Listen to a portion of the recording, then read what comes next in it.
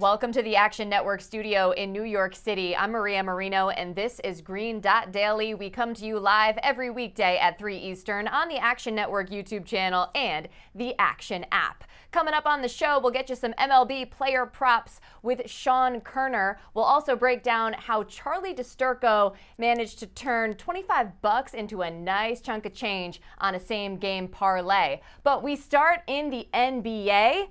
As Nikola Jokic dazzled in a Game 1 win over the Lakers. Per Evan Abrams, a stat line of at least 31 points, 19 boards, and 12 assists had only been done once in playoff history by Oscar Robertson in 1963, and Jokic did that in 3 quarters Tuesday. But we got a bad beat alert with 6:11 left in the fourth quarter and a 121-107 lead. The Nuggets had an 87% chance to cover the spread, according to the Action app. The Lakers ended on a 19-11 run, losing by just 6 and covering as 7-point underdogs.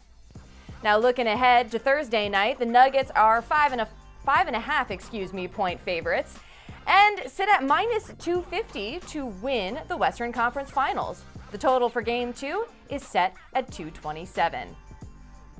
As we bring in our analyst, Chris Raybon. So as well as Jokic played and the Nuggets as a whole, the Lakers were still in this game. They end up covering. Should we expect them to keep things close again in Game 2? The Nuggets are in a good spot here because this Laker team on the road in the Mile High, I just have some concerns about them. If you look at them this postseason, they're 0-4 straight up and 0-4 against the spread when they've had fewer than 3 days rest. And so all of their wins, all of their covers have come on the road when there's been a long break in between, including, that game the other night. And then Denver, they've been the best team at home in the league this year. 30-17 against the spread at home, 5-2 this postseason. And there's a crazy trend when we look at teams that are top 2 seeds, home favorites in a Game 2, when they failed to cover in Game 1, like the Denver Nuggets. They're 46-29-2, 61% against the spread since 2005, but 14-0 against the spread in their last 14, dating back to May of 2018. So quite a streak. We'll see if Denver can make it 15 in a row. Yeah, so these signs are pointing to them sort of waking up and keeping that foot on the gas for Game 2 against the Lakers. Let's turn our attention to the Eastern Conference Finals, which tip off tonight. What are your thoughts on this series?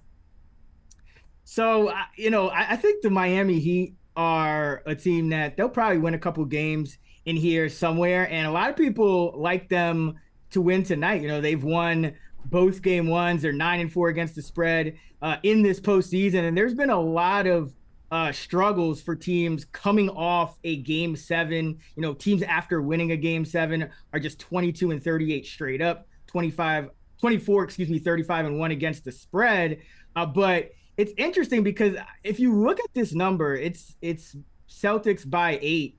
And the sportsbooks are really taking a stand here because, we're seeing about over 80% of the tickets and the action on the Miami Heat. And that line really hasn't budged, in any way going toward the Heat. And if we just look at teams that are getting 80% or more of the tickets in the postseason, dating back to over the last couple of decades, it's only happened 6 times, but those teams are 0-6 against the spread. So, it's interesting that the books are just taking a really hard stand on the Boston Celtics here, where pretty much the entire betting public is on the Miami Heat. But, I'm kind of staying away from the side in this game, and I'm going to look at a prop.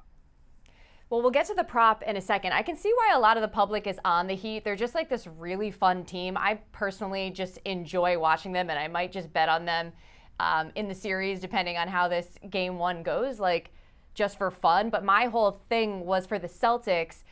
Losing that Game 1 in the last series against the Sixers and the fashion in which they did, it would be insane to me if they lost a Game 1 again to, a lesser Heat team on paper. Curious about, how close they can keep it. But what was that prop that you like?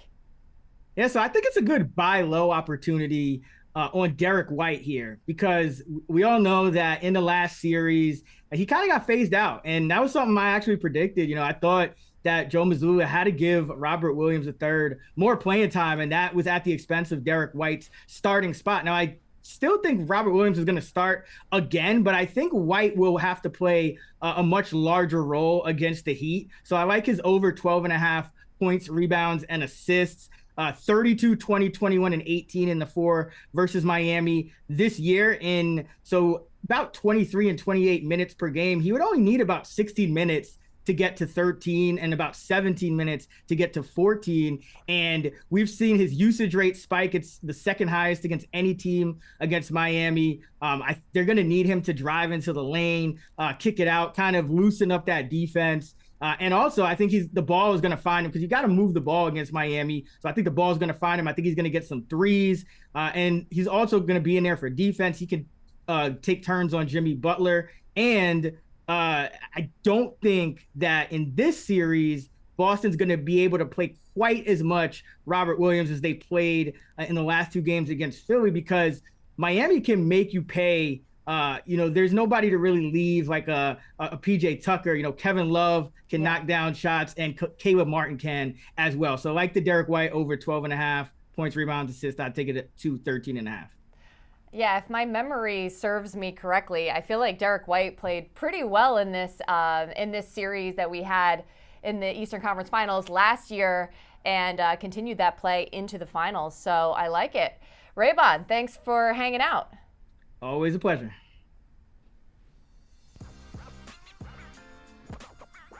To MLB and some notable games on the Wednesday slate. Garrett Cole and the Yankees taking on the Blue Jays in what has been a heated series so far. Red Sox are looking for a series win against the Mariners. Mets, in desperate need of a victory, are home favorites to the 32-11 Rays. And one of the favorites for the NL Cy Young, Spencer Strider, goes up against Nathan Eovaldi, who has been a pleasant surprise for the NL West leading Rangers. So with that, we bring in our Director of Predictive Analytics, Sean Koerner. You have some props for us, as you tend to do. So what are you looking at first for today? Yeah, so my first prop is Kodai Senga over 5.5 strikeouts. You can get at -105 right now. Now, we're still waiting for the lineup to come out, but I'm guessing the Rays will stack the lineup today with about 6 left-handed batters. But I'm not too worried about that, considering Senga has actually struck out lefties at a slightly higher rate in his young career so far. And one of the reasons for that is he tends to throw his sweeper more to righties and his ghost forkball more to lefties. And his ghost forkball is absolutely filthy. It's generated a ridiculous 57% whiff rate on the season. So I think having more lefties in the lineup might actually help him. Plus, Senga's pitching style is to try to get hitters to chase pitches outside of the zone. So he tends to fare better against teams that chase at a high rate. And the Rays are actually tied for 10th in chase rate. So this should be a plus matchup for Senga in terms of strikeouts. Another sneaky reason why I love this prop is he's likely going to have Francisco Alvarez behind the dish tonight. And Alvarez, he's only 21 years old, but he's already elite at framing pitches. So I think that's going to help a pitcher like Senga that tends to live on the edges. And Senga's last start was actually the first time he threw to Alvarez, and he racked up 7 strikeouts. So a lot of reasons to love the over here, and I'm projecting this closer to 160. Yeah, I like the term you use, sneaky, because on the surface, it might not look as viable, but when you really dig a little deeper, makes a lot of sense. Not that I'm surprised. What else do you got? Yeah, so I got a home run prop. I love these. I got Andres Jimenez to hit a home run tonight at plus 925.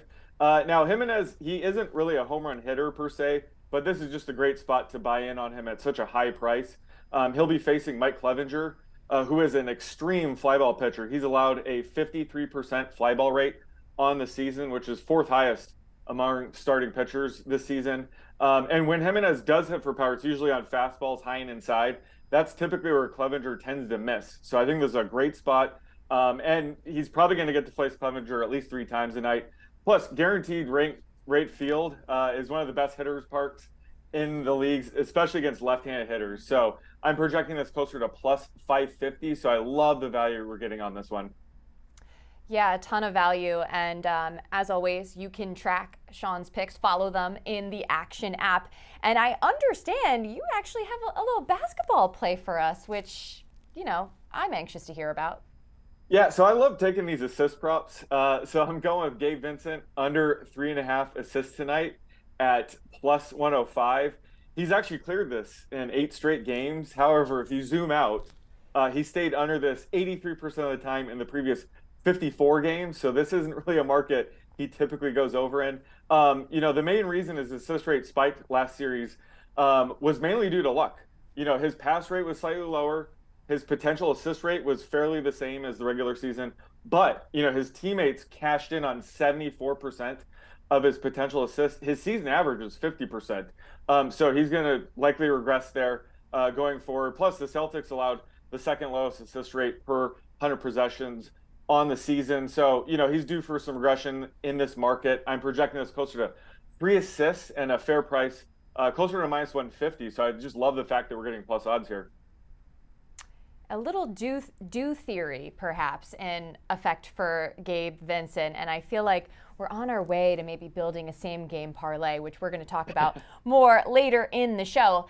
And by the way, I just have to add that if you want to hear Sean Koerner talk more hoops, particularly WNBA, you're going to want to check out the Buckets podcast, which we will be recording very shortly, and check those out throughout the season as well. Sean, thanks for joining us. Thanks for having me. Miami will not give up. They will not give in. The lob for Jimmy. Makes the catch. Put it up and in. He put it up and in with a half second left. Another 3. Got it again. Jimmy Butler is amazing. Grimes trying to dunk it, and Jimmy Butler meets him right at the top. The Miami Heat have done it yet again. They are headed back to the Eastern Conference Finals. I'm one of the best basketball players in the world. Hayes pulls up. Oh, it's over. Kiss him goodbye. Tatum fires away. Pumps it in. 51 for Jason Tatum in Game 7.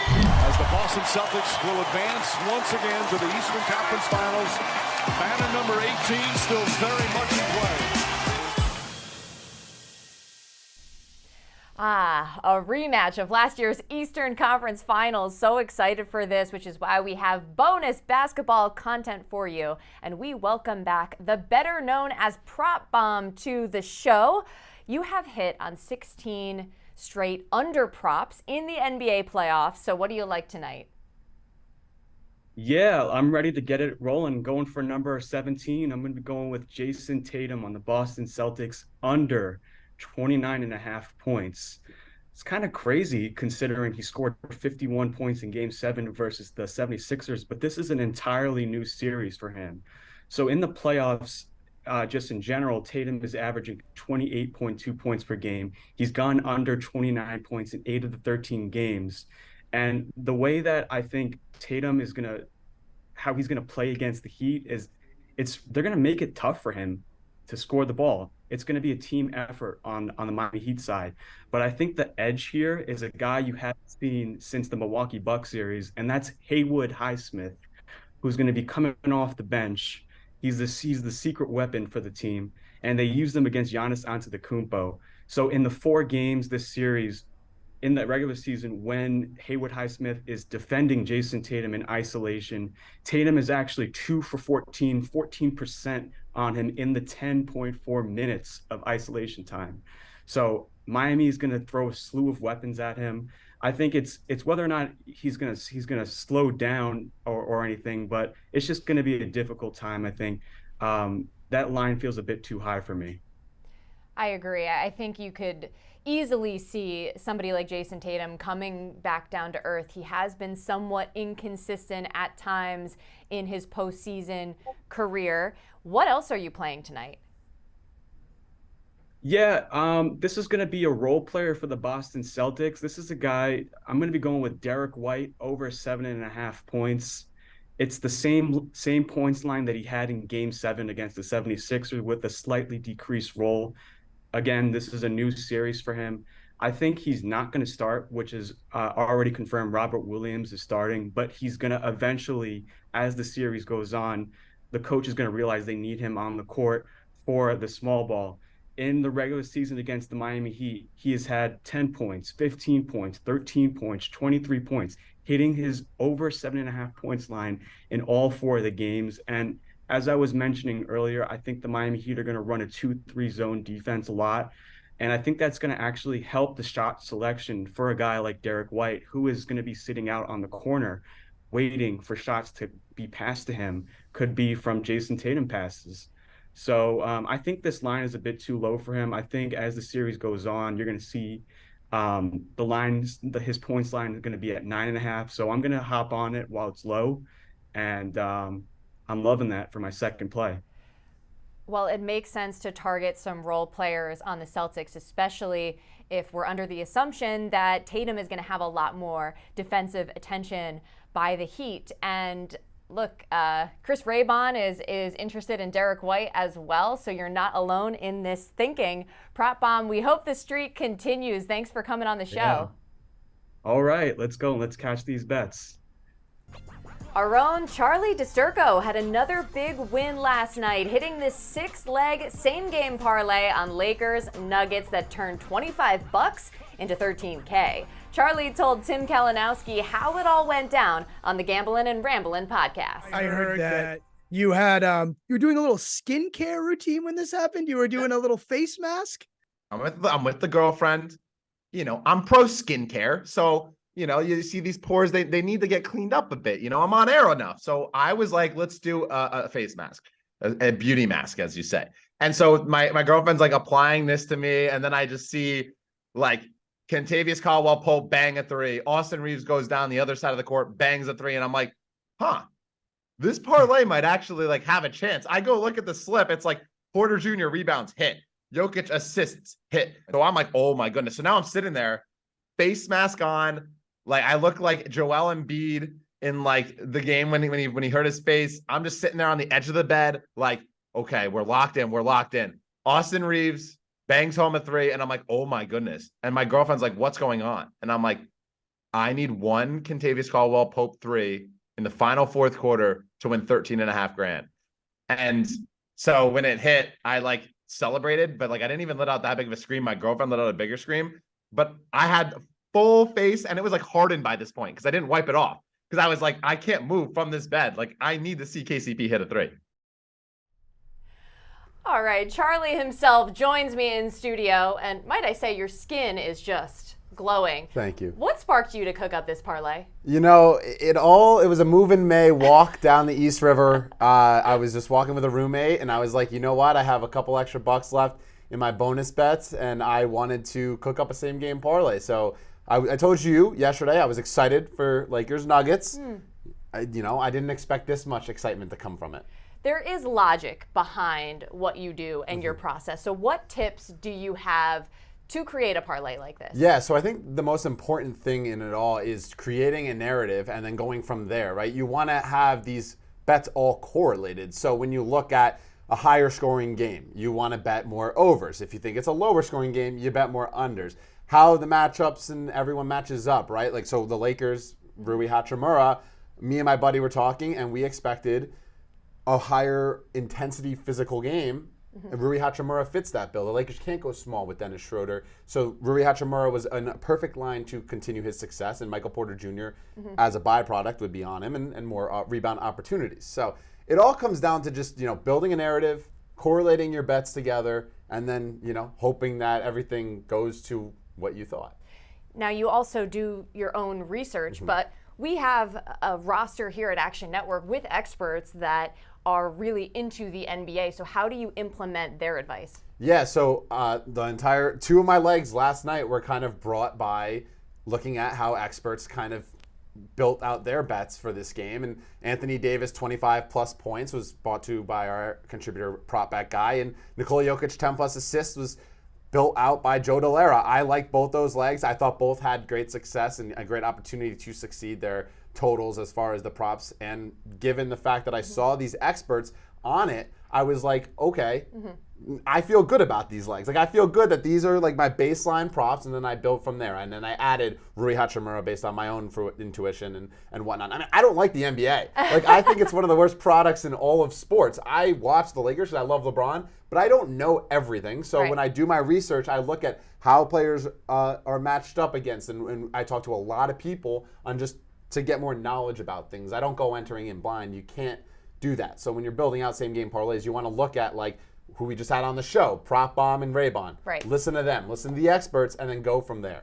So for example, the props that, Prop Bomb and Chris Raybon are on, you might use that to support your theory. Yes, if you wanted to build out a same game parlay for tonight's game, I would say look toward Derek White to get 10 plus points. Like Prop Bomb and Raybon both expect a higher minutes output and a better performance overall because it's a better matchup for White. So when it comes to just building out your same game parlay, look for that correlated bets, look at what the experts say, and from there, you really just put together 4, 5, 6 legs and go from there. Don't expect it all to hit though, because you're gonna, if you throw it all, like they're plus 50,000 odds for a reason. Yes, exactly. And obviously, this is a much bigger payday than usual. So how do you manage your bankroll after this type of win? Yeah, so obviously, I was on here a few weeks ago and I hit the $3.5 grand parlay on the home run parlay. And like I said there, I took out the money, I put it to the side, I left a little bit in there for some fun.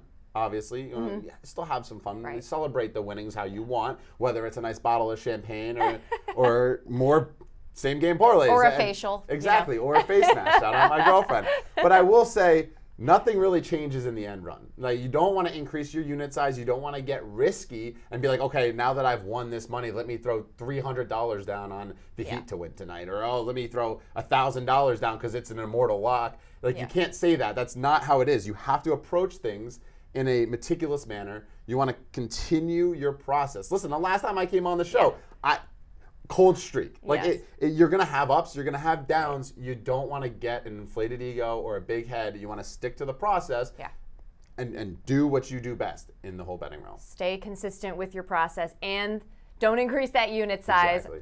But congratulations, Charlie. Very fun. Thank you. And as you can tell on my face, looking a little bit better today. Absolutely. Over to golf, the PGA Championship gets underway Thursday, and these are the odds leaders for the event. Scottie Scheffler at plus 750, Jon Rahm close behind at plus 800, then Rory McIlroy at plus 1400.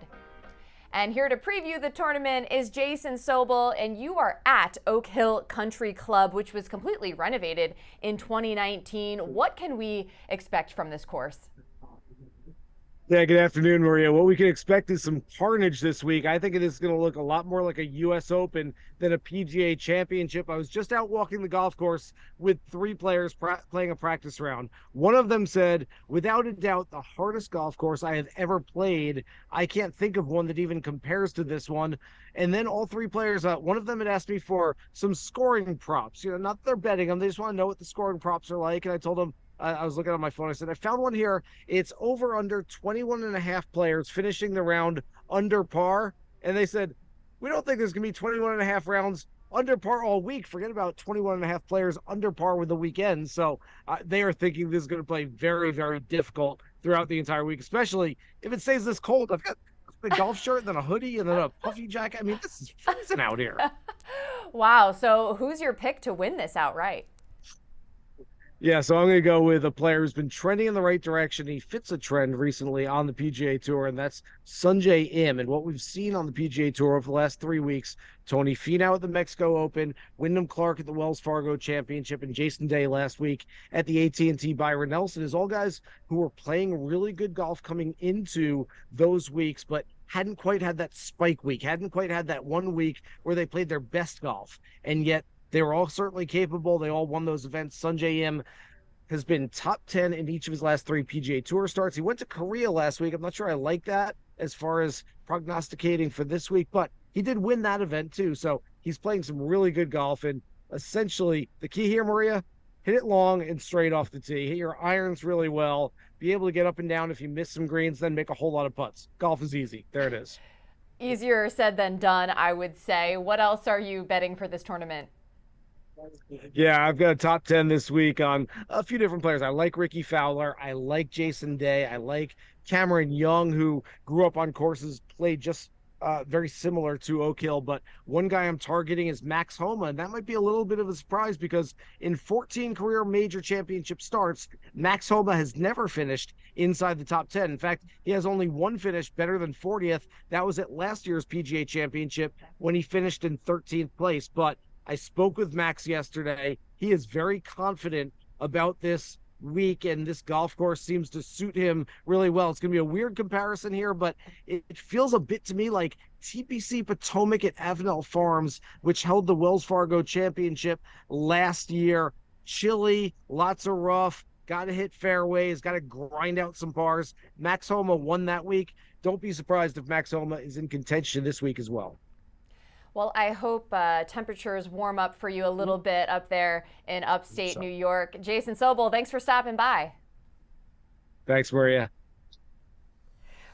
For much more insight on the PGA Championship, be sure to tune in to the Gimme today at 5:30 Eastern. That's on Action Network's YouTube and Twitter pages. And remember, any picks we give out here on the show, like the ones you just heard from Jason, you can easily reference by following Green Dot Daily in the Action app. We keep track so you don't have to. Green Dot Daily is presented by BetMGM. Use bonus code ACTION when signing up to get up to $1,000 paid back in bonus bets. If you don't win your first bet, terms and conditions apply. Gambling problem? Call 1-800-GAMBLER. That's all for this episode of Green Dot Daily. I'm Maria Marino. Thanks so much for watching, and I'll see you back here Thursday at 3 Eastern on the Action Network YouTube channel and the Action app.